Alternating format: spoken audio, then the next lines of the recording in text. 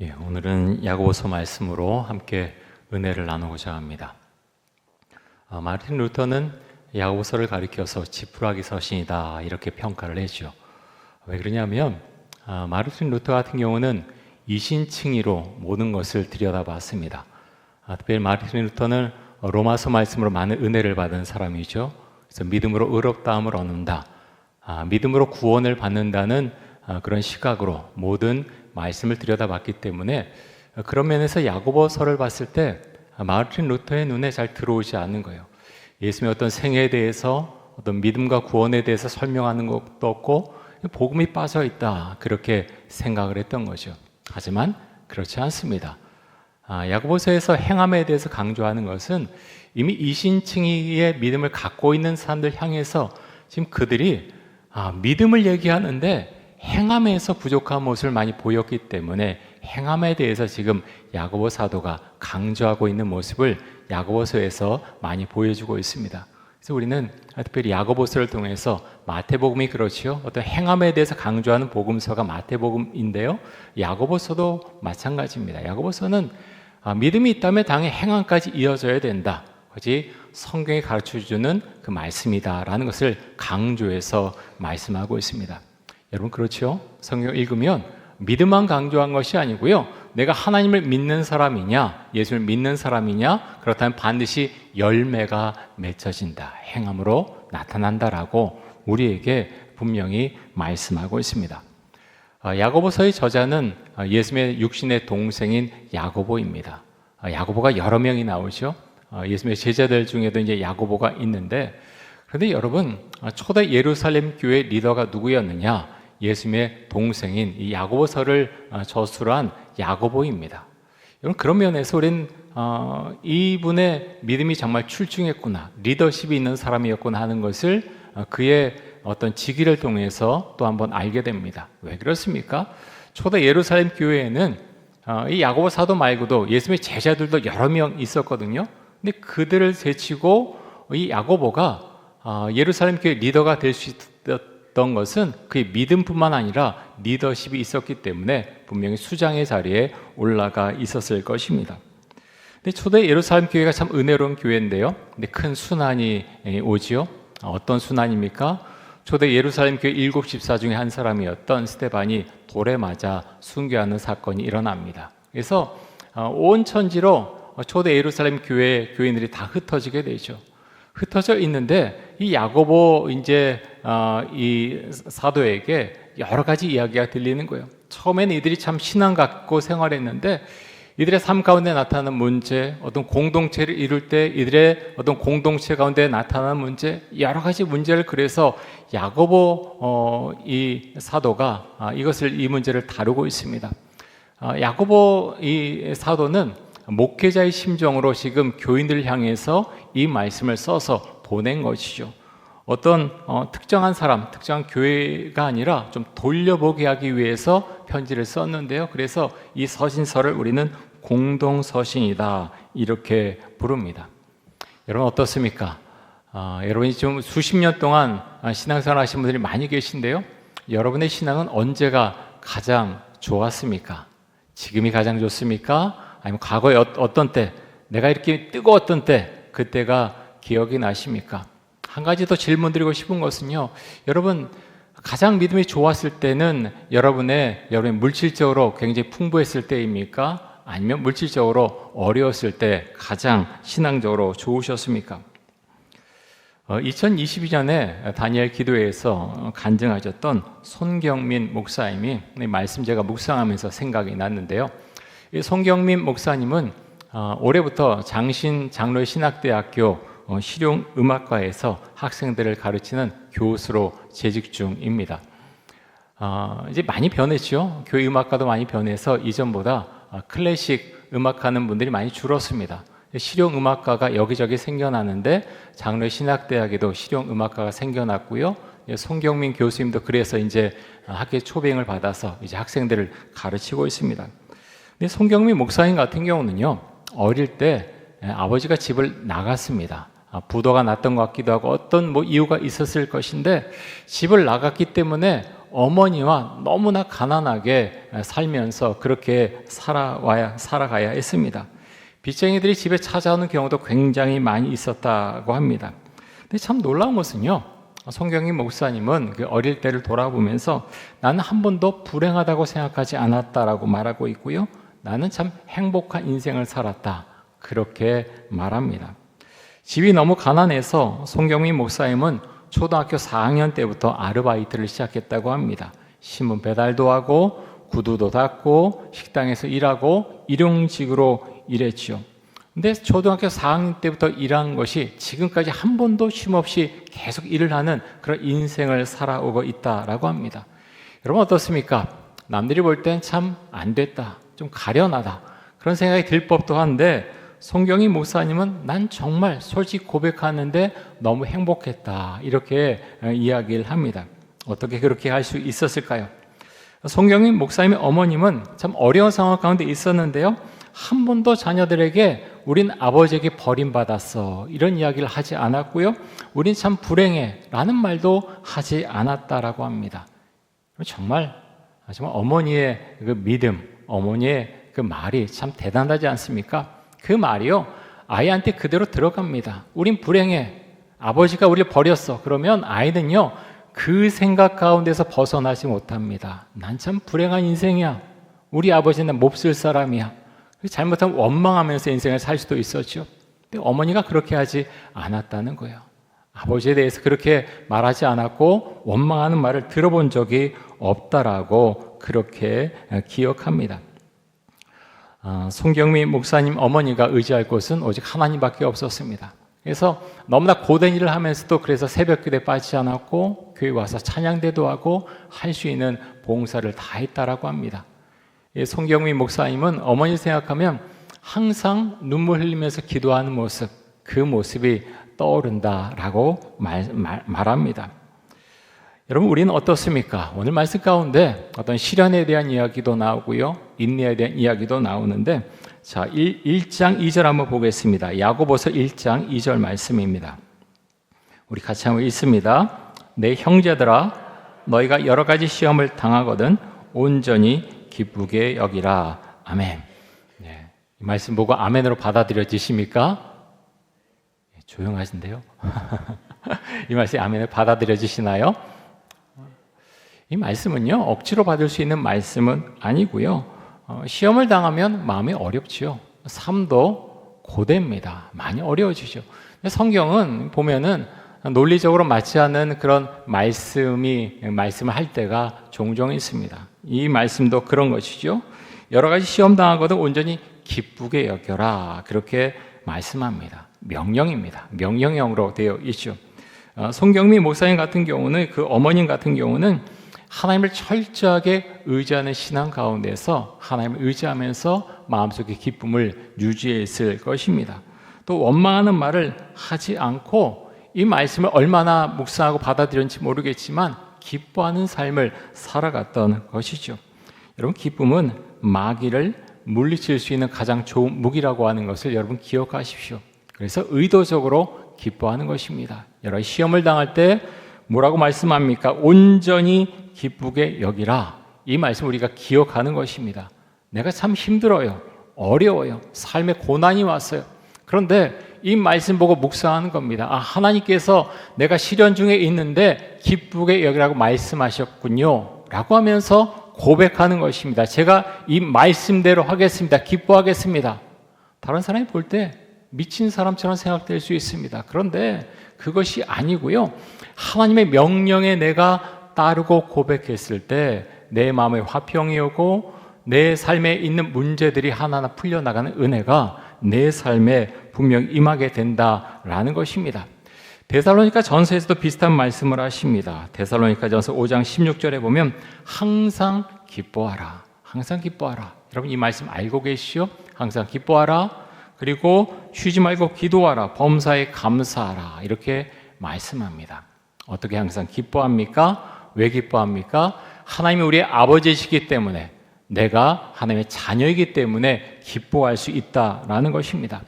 여러분 때로는 감정적으로 힘들 수 있습니다. 지치기도 하고 낭망하기도 하죠. 근데 항상 기뻐하라는 이 말씀을 마음속에 간직하고서 그것을 선포하는 것입니다. 주님, 이 말씀대로 제가 기뻐하겠습니다. 선포하고 나아가는 것입니다. 그것이 행함으로 나타나는 것이죠. 자, 이어서 2절과 3절, 한번 2절도 봤는데요. 2절과 3절 연이어서 보겠습니다. 우리 같이 읽습니다. 내 형제들아, 너희가 여러 가지 시험을 당하거든 온전히 기쁘게 여기라. 이는 너희 믿음의 시련이 인내를 만들어낸 줄 너희가 알미라. 자, 뭐라고 말씀합니까? 온전히 기쁘게 여겨야 된 이유가 무엇인가 하면 너희 믿음의 시련이 뭘 만들어내요? 인내를 만들어내는 줄 너희가 알미라. 인내가 선물이라고 지금 말씀합니다. 여러분, 그렇습니다. 인내 아무나 하는 거 아닙니다. 우리 힘으로 못할 때가 많아요. 그런데 하나님 우리에게 인내하라고 말씀합니다. 삶의 어려움이 왔느냐? 버텨내야 되잖아요. 물론 극복해야 되지만 극복하지 못할 때도 많이 있습니다. 인내해야 되는데 어떻게 인내합니까? 하나님을 의지함으로, 하나님을 찬양함으로, 주 앞에 나가서 기도함으로, 말씀을 선포함으로, 주를 의지함으로 어려움을 이겨내게 됩니다. 여러분, 그런데 인내할 때 놀라운 일이 일어나는데요. 자, 4절 말씀 봅니다. 4절에 보면 이렇게 말씀합니다. 우리 같이 읽습니다.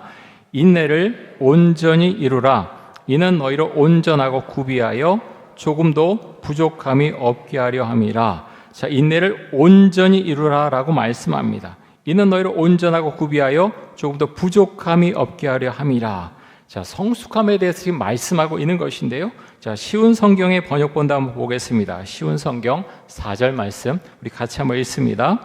여러분이 하는 모든 일을 참고 견디어 조금도 부족함이 없는 완전하고 성숙한 사람이 되십시오. 여러분, 일을 참고 견디어낼 때 조금 더 부족함이 없는 완전하고 성숙한 사람이 된다라고 성경은 말씀합니다. 여러분, 정말 그런가요? 저는 살아오면서 자그마한 거지만 정말 그렇습니다. 어떤 화가 나고 견디지 못할 것 같고 폭발할 것 같고, 그런데요, 그래서 좀 누르고 기도하고 그 시간을 넘기고 그 시기를 넘겼을 때 나중에 그때를 생각하면서 감사하는 마음이 제 마음속에 솟아오르고 기도하는 제 자신의 모습을 발견하게 됩니다. 여러분, 어떻습니까? 정말 그렇습니다. 폭발할 것 같고, 그리고 폭발했으면 더 문제가 커지고 여러 가지 일들이 생겨나는데 그렇게 하지 않고 참고 견뎌내고 그렇게 했을 때 하나님께서 마음속에 평안과 은혜를 주시고 그 모든 문제가 풀려나가게 해주신다라는 것입니다. 성경 그렇게 말씀합니다. 그렇게 될 때 너희가 성숙한 사람이 된다라고 말씀하고 있습니다. 근데 여러분, 어려움을 당할 때 그 당시에는 사실 그것을 깨닫지 못합니다. 왜 그렇습니까? 생각할 여유가 없어요. 겨를이 없어요. 너무 힘든 거예요. 그 생각밖에 나지가 않습니다. 그런데 여러분, 기억하십시오. 인내해야 된다고 하는 것을 여러분 기억하시기 바랍니다. 내가 주를 의지하면서 인내해 갈 때 내 삶의 어려운 부분들을 그렇게 주님께 의지하면서 그것들을 함께, 어찌 보면 참 어려운 시간인데 그 어려운 시간들을 내가 이겨낼 때, 함께 갈 때 하나님께서 나의 믿음과 또 인격과 여러 가지를 성장시켜 주신다고 하는 것을 우리가 기억하고 또 고백하면서 그렇게 살아갈 수 있기를 원합니다. 여러분, 현실의 무게를 내가 견뎌낸다라고 할 때 신앙인들은요, 그 시간이 하나님 앞에 나아가는 시간입니다. 어찌 보면 광야에 떨어진 것 같아요. 여러분, 광야에 있으면 어떻습니까? 광야에 가신 분도 계시고 안 가신 분도 계신데 사막 생각하시면 됩니다. 물론 이스라엘 광야는 사막과는 조금 다른데 근데 광야에 가면 공통점이 무엇인가 하면 어디로 가야 될지 몰라요. 아무것도 없어요. 물도 없어요. 어떻게 해야 될지 몰라요. 그래서 이스라엘 백성들 어떻게 합니까? 하나님께서 불기둥과 구름기둥을 보여주시오. 보호해 주시고 이끌어 주십니다. 우리도 그렇게 해야 되는데 어떻게 할 때 그렇게 인도함을 받을 수 있습니까? 기도할 때. 내가 말씀 믿고 그 말씀을 선포하고 그 말씀에 내가 순종하며 살아갈 때 구름 기둥과 불 기둥이 우리의 삶 가운데 나타난다라는 것입니다. 여러분, 사람은 내 일이 잘 풀리고 성공 궤도로 향해서 나아갈 때 잘 그 엎드려서 간절히 기도하지 않습니다. 대부분 다 그렇죠. 언제 엎드려 기도합니까? 내 마음이 힘들고 혼자 감당할 수 없을 때 엎드려 기도합니다. 한 번도 이전에 그렇게 간절히 기도해 본 적이 없는데 죽을 것 같고 숨이 막히고 너무 삶이 힘들어질 때 엎드려 기도합니다. 통곡하면서 기도합니다. 나를 좀 살려달라고 기도하죠. 근데 여러분, 그런 순간이 다 슬픈 순간만은 아닙니다. 그 순간이 왔을 때, 기도하며 나아갔을 때 하나님과 더욱더 가까워지고요, 내 신앙이 좀 더 성장하는 그런 시간이 된다고 하는 것을 여러분 꼭 기억하실 수 있기를 바랍니다. 자, 야고보서 1장 5절 말씀 한번 보겠습니다. 자, 5절 말씀 같이 한번 읽습니다. 너희 중에 누구든지 지혜가 부족하거든 모든 사람에게 후히 주시고 꾸짖지 아니하시는 하나님께 구하라. 그리하면 주시리라. 여러분, 시련 만나게 되면요, 주변의 모든 것들이 절망적으로 보입니다. 자신이 감당하기 어려운 일을 만나게 되면 너무나 당황하게 되고요, 어떤 내가 갖고 있던 어떤 지식, 어떤 생각, 갑자기 멍해지고 아무것도 생각이 안 날 수 있습니다. 그런데 기도할 때 그것이 정리가 됩니다. 기도하기 전에는 마음이 너무 힘들고 마음도 쿵덕쿵덕 막 뛰고 머리도 하얘지고 막 그랬는데, 기도의 자리로 나가서 기도했을 때 하나님께서 생각을 정리하게 해주십니다. 내가 뭘 해야 되는지, 어떻게 해야 되는지 기도할 때 그것을 차근차근 알려주시는 것입니다. 여러분, 그래서 우리는 기도해야 되고요, 그래 주 앞에 나가야 되는데, 근데 어떻게 기도해야 됩니까? 자, 6절부터 8절까지 한번 보겠습니다. 야고보서 1장 6절에서 8절까지 우리 같이 한번 읽습니다. 오직 믿음으로 구하고 조금도 의심하지 말라.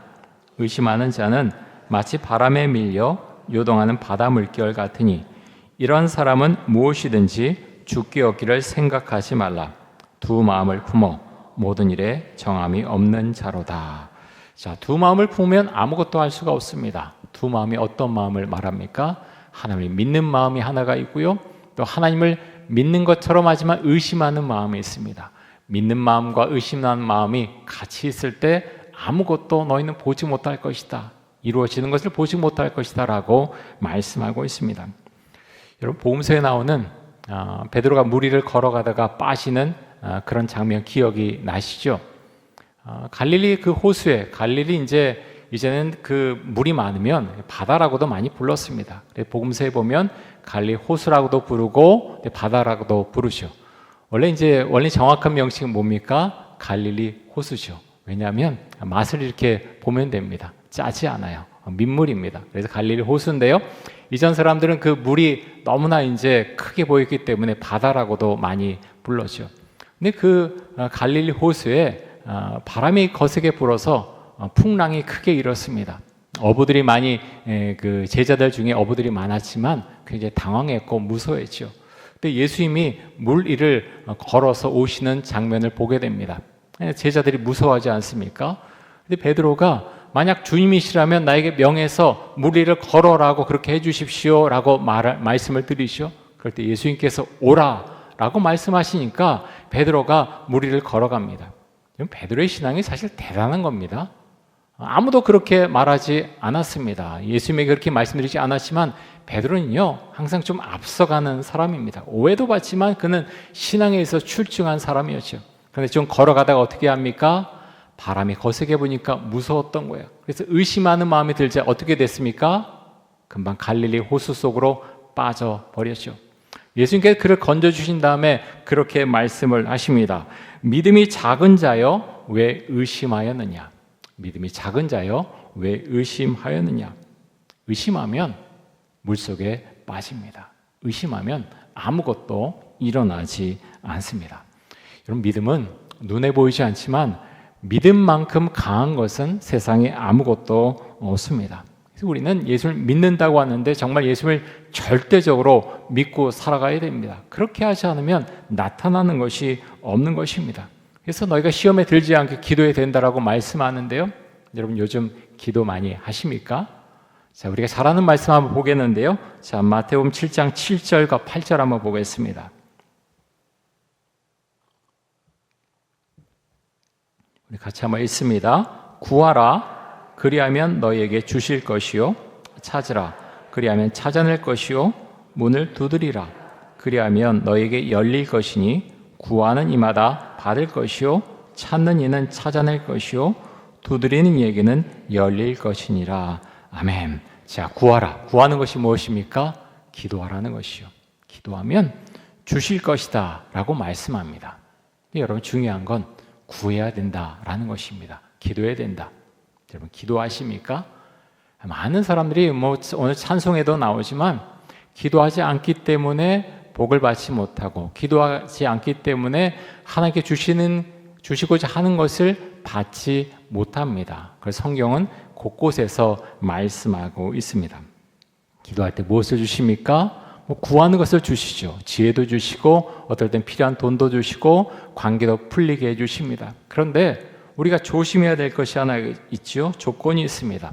무엇인가 하면 의심하지 않고 기도해야 된다는 것이고 또 하나는 욕심으로 구해서는 정욕으로 구해서는 안 된다라는 것입니다. 하나님은 우리에게 좋은 것을 주기를 원하시지만 어떨 때는 주시지 않으시죠. 부모의 마음으로 우리를 보고 계시기 때문에 그렇습니다. 여러분, 창세기에 나오는 요셉을 전부 다 알고 계시죠? 요셉을 가리켜서 흔히들 뭐라고 말하냐면 비전의 사람이다 그렇게 말합니다. 근데 여러분, 성경 보다 보면 과연 요셉이 비전의 사람일까? 물론 꿈을 계속 갖고 있었지요. 하나님께 2개의 꿈을 꾸게 해주셨는데 그것을 아마 노예 생활하면서도 계속 생각을 했을 것입니다. 하지만 그것을 가지고 그 꿈을 생각했다 그래서 비전의 사람이다 그렇게 단정 지을 수는 없는 거죠. 요셉이 가장 잘한 것이 무엇인가 하면 그렇게 어려운 상황 가운데 있었지만 하나님을 떠나지 않았다라는 것입니다. 하나님을 믿었습니다. 하나님이 나를 보고 있다고 하는 것을 절대적으로 믿고 살았습니다. 그래서 어떻게 합니까? 보디발의 그 아내가 자신의 주인의 아내가 자신을 유혹했을 때 어떻게 합니까? 하나님이 보고 계시는데 내가 어찌 이런 일을 행하려라고 하면서 그것을 거절하죠. 어떻게 그렇게 할 수 있었습니까? 하나님이 나를 보고 계시다라는 그 믿음이 요셉에게는 분명했던 것입니다. 요셉이 비전이 있어서 애굽의 총리가 되었다 그렇게 설명하는 것보다는 현실의 고통스러운 삶을 하나님을 의지하는 가운데서 그가 이겨냈더니 하나님께서 애굽의 총리 되시라고 하는 선물을 허락해 주셨다 그렇게 설명하는 것이 보다 나은 설명일 것입니다. 여러분, 요셉에게 우리가 2가지를 배울 수 있기를 원하는데요. 첫 번째는 요셉은 하나님께서 나를 보고 계심을, 자신을 보고 계심을 분명히 믿었습니다. 사랑하는 성도 여러분 그것을 믿으십니까? 우리가 지금 예배를 드리고 있는데요. 하나님께서 나를 보고 계시다. 내 마음을 꿰뚫고 보고 계시다. 여러분 그것을 믿으시나요? 그것을 믿는 사람과 믿지 않는 사람과는 하늘과 땅만큼의 차이가 있을 수밖에 없습니다. 왜 그렇습니까? 하나님이 나를 보고 계시면요. 정말 예배 드릴 때 간절한 마음으로 예배를 드립니다. 정말 특별한 일이 있기 전에는 빠지지 않고요. 지각하지 않습니다. 정말 영과 진리로 주 앞으로 나와서 몰두해서 완전히 몰입해서 예배를 드리죠. 왜 그렇게 예배를 드립니까? 하나님이 나를 보고 계시기 때문에 내가 예배자이기 때문에 그 마음을 가지고 예배를 드립니다. 하지만 그 믿음이 분명하지 않은 사람은 그냥 어설프게 그렇게 예배를 드릴 수가 있다라는 것입니다. 요셉에게 배워야 할 2번째는 요셉은 힘들어했지만 현실의 삶에 대해서 포기하거나 원망하지 않고 버텨냈습니다. 여러분, 우리도 그럴 수 있길 원합니다. 요셉의 삶이 얼마나 힘들었습니까? 하지만 그는 하나님을 믿었고요. 어떻게든 버텨내려고 정말 애를 썼습니다. 어떤 상황에 처할지라도 그는 포기하지 않았습니다. 여러분, 우리는 어떻게 해야 됩니까? 하나님을 우리가 믿는데 말씀에서 주신 것처럼 주 앞으로 나가서 기도해야 되겠죠. 말씀을 가지고 내가 선포하고 이 말씀대로 제가 살아내겠습니다 라고 주 앞에 기도해야 될 줄로 믿습니다. 자, 시편 말씀 한번 보겠습니다. 시편 119편 105절에서 107절까지입니다.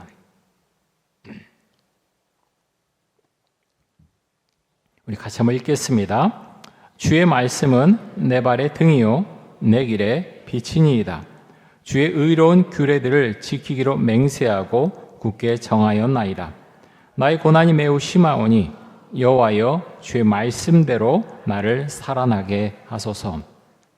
시편 119편 기자는요, 많은 고난을 당했던 사람이고 하지만 그는 기도하는 사람이었고요, 또 말씀을 믿는 사람이었습니다. 그래서 뭐라고 그렇게 고백합니까? 주의 말씀은 내 발의 등이요 내 길의 빛입니다라고 그는 고백합니다. 그리고 어떻게 말씀드립니까? 나의 고난이 매우 심하오니 여호와의 주의 말씀대로 나를 어떻게 해요? 나를 살아나게 하소서. 나를 좀 살려주십시오. 시편 기자는 그렇게 주 앞에 고백합니다. 여러분, 이것이 우리의 기도가 될 수 있기를 원합니다. 기도하는 방법이 여러 가지가 있지만 말씀에 근거해서 하는 기도가 가장 강력한 힘을 발휘합니다. 시편 119편 말씀, 너무나 은혜로운 말씀입니다. 아주 긴 시편 말씀이지만 그 모든 구절이 살아 있습니다. 그 말씀을 펴놓고 기도하십시오. 하나님 이렇게 하신다라고 말씀하지 않으셨습니까? 저에게 그 모습을 보여주십시오. 말씀을 펴놓고 조지 뮬러처럼 그렇게 기도하십시오. 기도할 때 하나님께서 응답해 주실 것입니다. 우리 가장 큰 문제는, 현대 기독교인의 가장 큰 문제는 구하라 주실 것이요라고 했는데 구하지 않는 데 있습니다. 또 하나의 문제는 의심하는 마음으로 구하기 때문에 받지 못한다라는 것입니다. 그렇게 기도할 수 있기를 원합니다. 의심하지 않고 주 앞에 기도할 때 주님께 내가 구하는 것을 내가 듣고 너에게 응답하겠다라고 곳곳에서 말씀하십니다. 우리가 그 말씀을 기억할 수 있기를 원하고요. 환난이 있지만, 어려움이 있지만 주님 그 안에 제가 기뻐하겠습니다. 말씀에 나온 대로 우리가 아멘으로 받아들이고 고백하며 살아갈 때 하나님께서 우리의 삶 가운데 은혜를 내려주시고 우리 교회도 마찬가지입니다. 어려운 상황이 있다 그러지만 말씀 가운데 나아갈 때 하나님은 길을 보여주실 것입니다. 하지만 낭망하고 원래 그렇게 가게 돼 있어라고 하면 아무 일도 일어나지 않겠죠. 믿음을 가지고 기도할 수 있게 원하고요. 교회를 위해서, 여러분의 삶을 위해서, 가정을 위해서 그렇게 믿음으로 기도하며 어려움을 이겨내고 앞으로 나아가는 삶을 살아가는 우리 성도들이 되시기를 간절히 원하고 축복합니다. 우리 함께 기도하겠습니다. 이 시간 기도할 때 주님, 저와 함께하여 주옵소서. 시험 당할 때 기뻐할 수 있는 믿음을 주옵소서. 인내를 갖게 해주시고 기도함으로 지혜를 가지고 또 하나님의 마음과 뜻을 알고 주의 뜻을 따라가는 믿음의 사람이 되게 하여 주옵소서. 우리 함께 통성으로 기도하겠습니다. 하나님 감사합니다. 오늘 야고보서 말씀을 통해서 하나님 주의 말씀을 들었습니다. 하나님 아버지, 야고보 사도 당시에 하나님 이 사람들이 얼마나 힘이 들었겠습니까? 고향에서 쫓겨나왔고 하나님 믿음 때문에, 그들이 가진 종교 때문에 너무나 힘든 삶을 그들은 살아야만 했습니다. 그런 가운데에서 많은 고난을 당할 때 야고보 사도는 너희가 시련당할 때 기뻐하라라고 말씀합니다. 이 말씀 우리가 믿음으로 받아들일 수 있기를 원합니다. 인내하도록 해주시고 삶 가운데 고난과 어려움이 왔다면 하나님 믿음을 가지고 그 어려움을 이겨내는 그런 은혜가 있기를 간절히 원합니다. 내 삶이 힘들고 때로는 넘어지고 때로는 감정적으로도 너무 힘이 들지만 그 시간을 하나님 버텨낼 수 있기를 원합니다. 그래 버텨냈을 때 주께 주신 은혜의 세계를 우리가 경험하며 맛보게 하여 주옵소서. 주님 감사합니다. 우리 교회 가운데 성령의 은혜를 부어주셔서 하나님 아버지여 주께 온전한 기도를 드리며 믿음의 기도를 올려드리며 하나님 우리가 처해 있는 상황 가운데에서 주께서 원하시고 주께서 이끌어 주시는 그 길을 우리가 함께 보며 지혜를 가지고 또 믿음의 길을 우리가 굳건하게 걸어갈 수 있기를 간절히 원합니다. 주님 감사합니다. 삶 가운데 다가오는 어려움을 하나님 아버지 잘 이겨내도록 해주시고 주를 신뢰하며 믿음 가운데 살아갈 수 있도록 하여 주옵소서.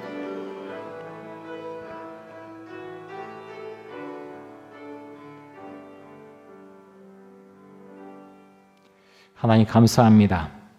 삶 가운데 우리가 원하지 않았던 그런 어려움과 고난이 찾아오기도 하지만 하나님 그러할 때 우리가 주님을 더 의지하고 주님과 교제하며 하나님 우리의 삶 가운데 보여주시는 그 믿음의 세계를 우리가 경험할 수 있기를 간절히 원합니다.